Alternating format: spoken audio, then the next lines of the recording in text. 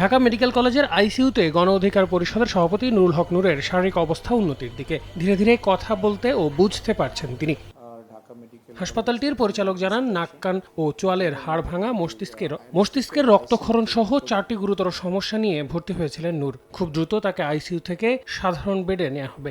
এখন উনি ভালো আছেন, তবে একটু যেটা হয় এই ধরনের একটা ব্লান্ট ট্রমা বা এই ধরনের ফ্র্যাকচার হয়েছে কিছু, সেই জন্য ওনার কিছু ব্যথার কমপ্লেন আছে, একটু ঘুমের সমস্যা হচ্ছে।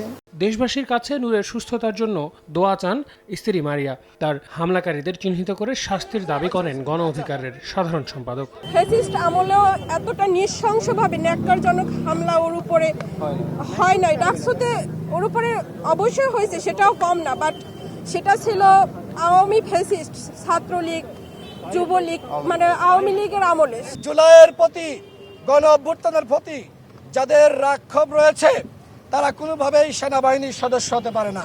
এরা ছাত্রলীগ, যুবলীগের ক্যাডার থেকে ভয়ঙ্কর। তাদের বিরুদ্ধে অবশ্যই সেনা আইনে ব্যবস্থা গ্রহণ করতে হবে।